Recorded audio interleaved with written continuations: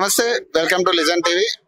ప్రజల సమస్యలు తీరుస్తా అని చెప్పి ప్రజావాణి పెట్టడం జరిగింది. మరి ప్రజావాణి పేరు చెప్పుకుని కూడా కొంతమంది మోసాలు చేయడం జరుగుతుంది. ఎవరైతే విక్టిమ్స్ వస్తున్నారో వాళ్ళ దగ్గర పైసలు డిమాండ్ చేసి వాళ్ళని మోసం చేస్తున్నారు. ప్రస్తుతం మనతో పాటు ఒక పెద్ద ఆయన ఉన్నారు, మాట్లాడదాం అసలు ఎలా జరిగింది ఇదంతా కూడా. నమస్తే బాబాయ్.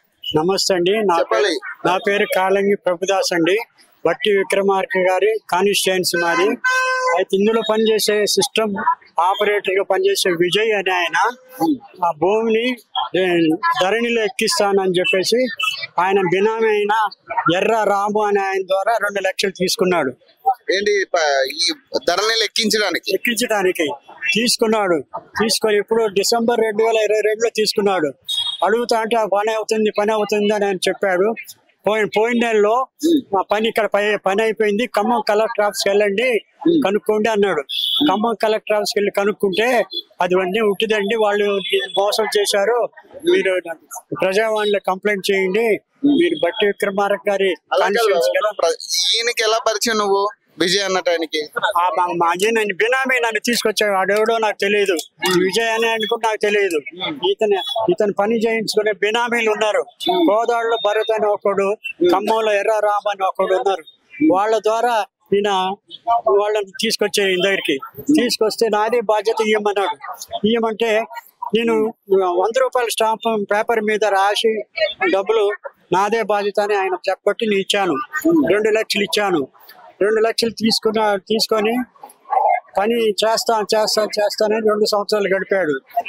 పోయిన నెల అడిగితే ఇక్కడ పని అయిపోయింది, ఖమ్మం కలెక్టర్ ఆఫీస్ పంపించాము వెళ్ళండి అన్నాడు. ఖమ్మం కలెక్టర్ ఆఫీస్కి వెళ్తే వాళ్ళు నిన్ను మోసం చేశారు, అయితే ఏం లేదు, మీరు కంప్లైంట్ చేయండి. ఇప్పుడు వీళ్ళని అడిగిర్రా మరి విజయ్ అనే వ్యక్తి మీ దగ్గర ఎవరైనా కంప్యూటర్ ఆపరేటర్ ఉన్నాడా ఉన్నాడు, నెంబర్ కూడా ఉంది. ఆయన కూడా మాట్లాడాడు, ఫోన్ నెంబర్ కూడా ఇచ్చాడు. మీ దగ్గర ఏమి ఆధారాలు ఉన్నాయి మీకు, కంప్లైంట్ చేసుకోండి అని బెదిరిస్తున్నాడు ఆయన కూడా బెదిరిస్తున్నాడు. ఆయన ఇక్కడ పనిచేసాయనండి. ఇక్కడ పనిచేస్తాడు. నియోజకవర్గం ఆయన ఇక్కడ లక్డికి అది ఎల్బీ నగర్ అవతల హయత్ నగర్ లో ఉంటాడు ఆయన. అక్కడ హయత్ నగర్ ఒక బట్టల షాప్ లో కనపడి మాట్లాడి నా బాధ్యత ఇవ్వమంటే నేను ఇచ్చాను. 100 రూపాయల నోటు బాండ్ కాగితం రాయించుకొని ఎర్రరామ అనేటువంటి ఈయన బినామీ వాడి ద్వారా రాయించి 2 లక్షలు ఇచ్చాను. పని జరగలేదు. గట్టిగా అంటే ఇప్పుడు మనకేదో న్యాయం చేస్తారనే కదా ప్రజావాణి పెట్టింది. మరి దీని పేరు చెప్పుకుని పైసలు దొబ్బితే ఇక మనం ఎవరి దగ్గరికి పోతాం?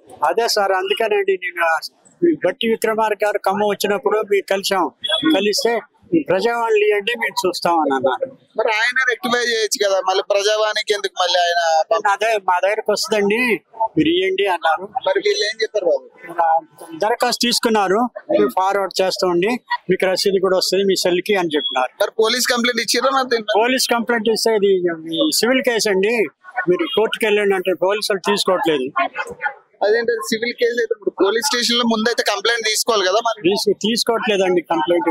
బంజారా హిల్స్ అక్కడ పోలీస్ స్టేషన్ ఉంది, ఆడికి పోయి ఇస్తే వాళ్ళు తీసుకోవట్లేదు. పోయి మీరు కోర్టులో వేసుకోండి, మాకు వేరే పని లేవు తీసుకోవట్లేదు. అందుకే తప్పనిసరి ఇడికి వచ్చాము. Thank you.